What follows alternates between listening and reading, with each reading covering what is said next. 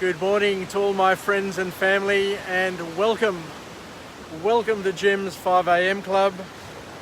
And check me out, check this out. I'm up here at Bronte.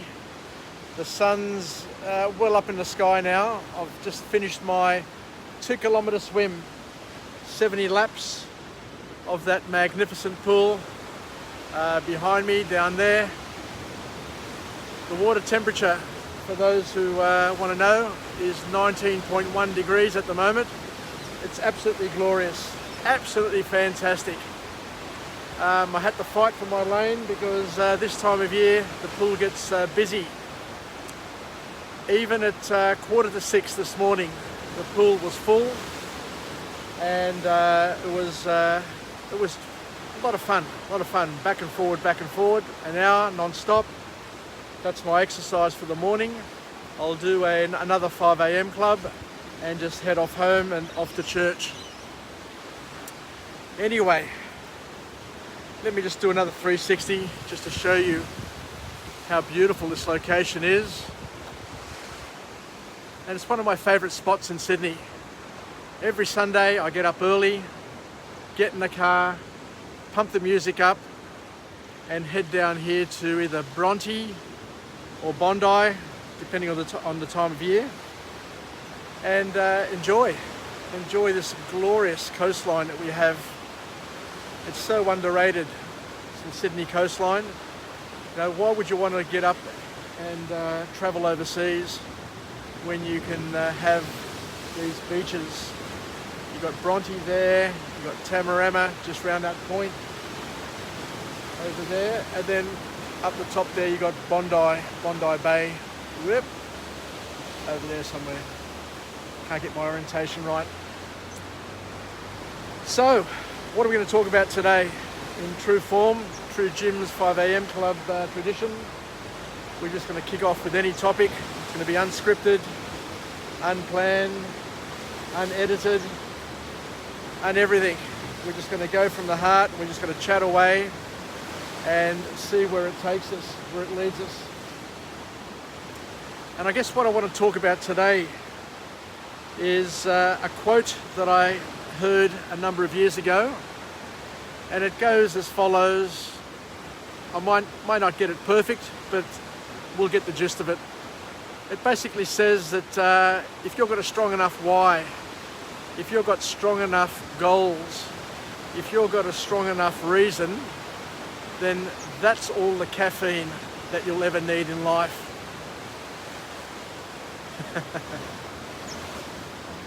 The strong why, the strong why, the strong goal, the strong target, the strong reason is all you need to get you going.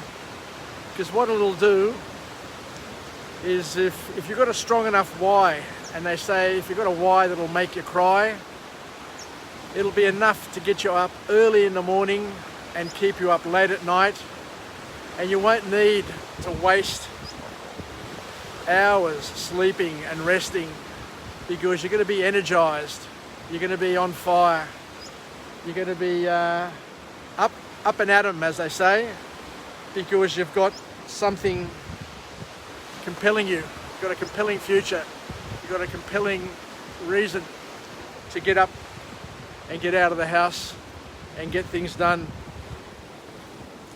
It's a big lesson for all the young people out there to make sure that you create the strong whys in your life and you live with positive expectancy. Got a nice little angle here. You live with positive expectancy and you just get things done. You just don't wait for things to happen. You make it happen by setting yourself a plan, setting yourself some goals, setting yourself an action plan, and just ticking them off one at a time. Anyway, let's go a little bit further over and see if I can stay upright and not fall off this cliff. But just on the topic of caffeine, for those who are not aware, I haven't had coffee for over 30 years. And every morning I get up as bright as a button. I don't need caffeine. I don't need any stimulants to get me going, because my body no longer needs it. I remember when I stopped drinking coffee, and the reason why I stopped drinking coffee was because I rationalised when my second daughter was born that I thought that when the first child comes into your life, everything changes. Everything changes in your life, because the first child redefines you, your wife, your parents, and everybody around them, because they're the first. They come into the world and the first, and everything changes. It's a novelty, and it's just wonderful, wonderful. Children bring so much joy to a family, and Catherine brought so much joy to Paula and I, and my parents, and my in-laws, and everybody else. But when the second child comes into your life, it's a different sort of situation, because the first child has made such a difference. The second child, unless you do something specific for that child, nothing much dramatically changes in your life. Of course, a new life comes into your world, and it's wonderful. So what I thought I'd do to mark the entry into the world of my youngest daughter, so I've got my first daughter and I've got my youngest daughter, is that I thought I'd do something just to mark the occasion, and I decided to stop drinking coffee from that point onwards.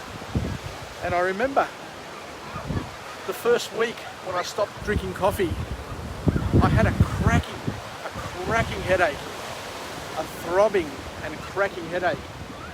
And since then, people have reminded me that headache was the withdrawal symptom of not having the caffeine in the body, which shocked me, to tell you the truth, because if the withdrawal symptoms were so strong and so dramatic, then I could just imagine the impact that caffeine and those toxins have on my health. So I've been 30 years caffeine-free. I'm not necessarily caffeine-free, because I do drink soft drinks every now and then, but coffee-free. And as I said, it took me about a week, and I was a bit lethargic getting up in the morning.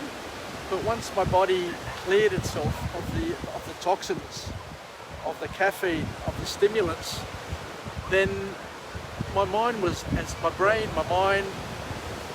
was as clear as a bell first thing in the morning. I'd get up and I'd have no need for an alarm. I'd get up and I'd be as clear as a bell.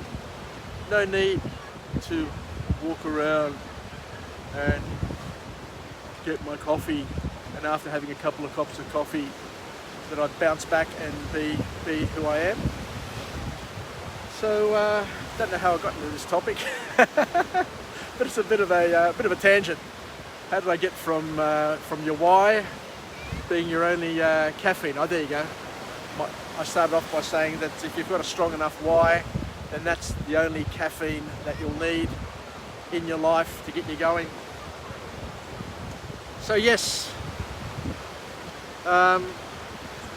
It's all about having a compelling reason, a compelling why. Because what happens is that if it's compelling and there's a gap between where you are now and where you want to be, so if there's a gap between where you are now, and there is a big gap between where I am now and where I want to be, which is down there, then you need to take action. And in order to take action, then you need to make a decision, and you need to do something. But there needs to be a tension. How do I describe this? There needs to be a dissonance between where you are now and where you want to be, to create the urgency, the sense of urgency, and to create the need to take massive and immediate action in order to get there. And I guess a number of years ago, I was chatting to a friend of mine called Richard Parsons, and we worked together in this top tier law firm. And he said that sometimes you just need to allow a person's OCD to kick in for them to take action and to want to make a change in their life. And we were talking about reports and doing things and trying to encourage the senior partners in the firm to take action and to do things. And he said to me basically that sometimes you just don't need to tell them again and over again and be a bugbear to them. Sometimes you just need to do nothing, he said.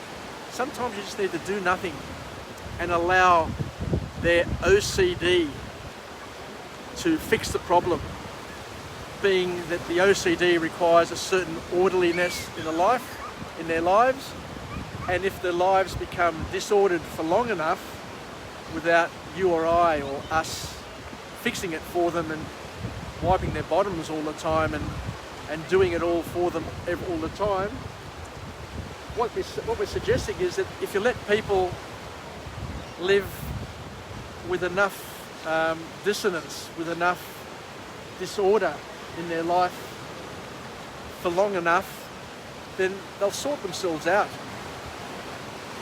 Now, one of the big problems that we have as parents and our parenting style is sometimes we try too often and too early to help our children, grandchildren, friends, families to sort themselves out.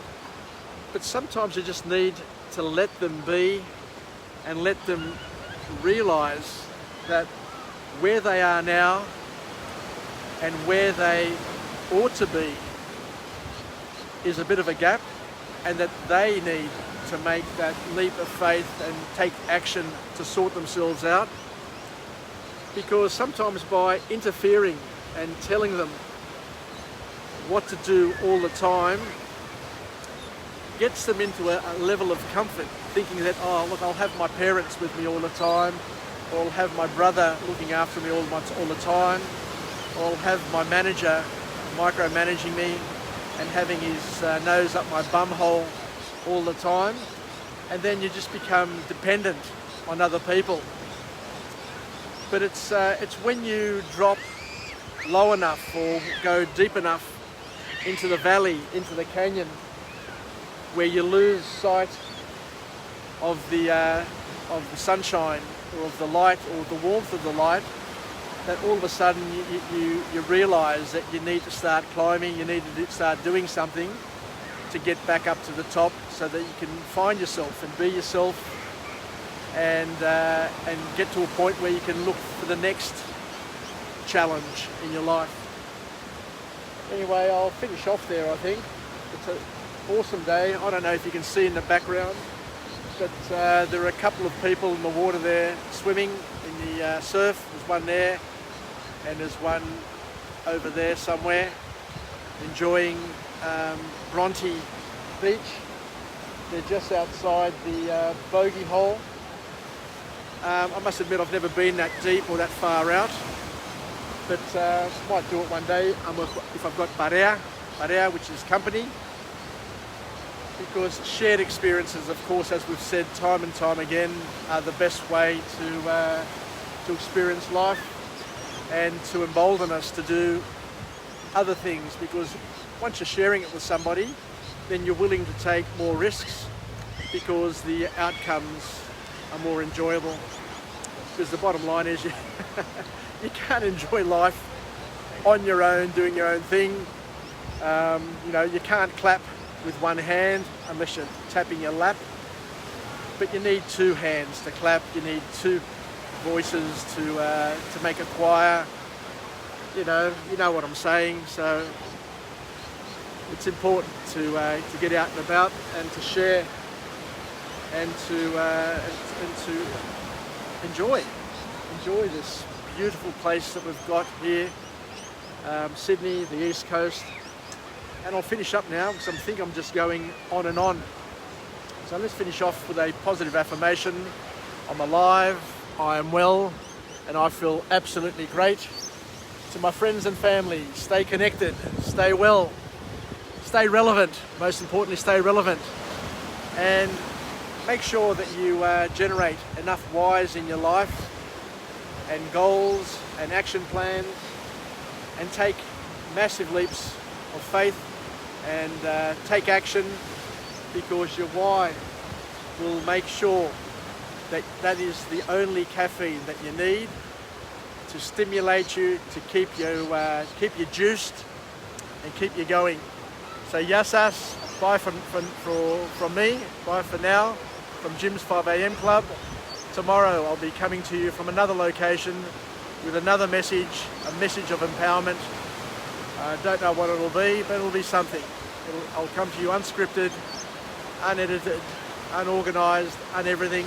It'll be from the heart, authentic, and hopefully a lesson that we can share, that we can enjoy, and can get us through the morning, through the day, and through our lives. Γεια σας. Ένα φιλάκι από μένα. Να είσαστε καλά. Και τα λέμε. Γεια σας from Jim's 5 AM Club. Σας αγαπάω. I love you. Bye for now. Bye.